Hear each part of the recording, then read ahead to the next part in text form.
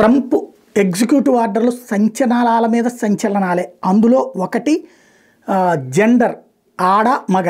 ఇంతే తప్పించి ఆ మధ్యకాలంలో తీసుకొచ్చినటువంటి ఒక కొత్త సిస్టమ్ పెట్టారు కదా, పుట్టినప్పుడు నువ్వు ఆడో మగో చెప్పకూడదు, వాళ్ళు పెరిగేటప్పుడు వాళ్ళంతటా వాళ్ళు డిసైడ్ చేసుకోవాలి. ఒకవేళ కనుక మారతామంటే కనుక మారిపించాలి, మార్చను అన్నా లేకపోతే అబ్బాయి అమ్మాయిలా బతుకుతానన్నా అమ్మాయి అబ్బాయిలాగా బతుకుతానన్నా అలా అంగీకరించకపోతే తల్లిదండ్రుల మీద కేసు, టీచర్ల మీద కేసు, ఇట్లాంటి దిక్కుమాలినటువంటి చట్టాలు చేసిన దానికి ఎబేయన్స్ పెట్టడం అన్నటువంటి ఒక ఎగ్జిక్యూటివ్ ఆర్డర్ సంచలనం అయితే, మరొక వైపున ప్రధానంగా తీసుకొచ్చినటువంటి అంశాల్లో పొలిటికల్ అపోనెంట్స్కి సంబంధించినటువంటి దాన్ని పక్కన పెట్టుకొచ్చాడు.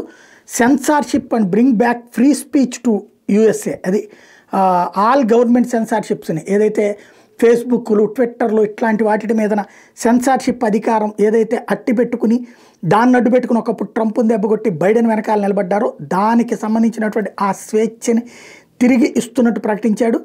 అలాగే మ్యానుఫ్యాక్చరింగ్ కంట్రీ కింద మళ్ళీ తయారీ రంగం వైపుకి అమెరికాని తీసుకెళ్తానని ప్రకటించాడు. అలాగే అమెరికన్ ఆయిల్ రిజర్వ్స్ని ఓపెన్ చేసి అందరికీ అమ్ముతానని ప్రకటించాడు. అదే సందర్భంలో ఏదైతే Trump declares war against EVs, electric vehicles మీద నిషేధం విధించాడు. అంటే వాటికి సంబంధించినటువంటి ప్రోత్సాహాన్ని కంట్రోల్ చేస్తానని చెప్పడం అన్నటువంటిది ఇక్కడ కీలకమైన అంశం.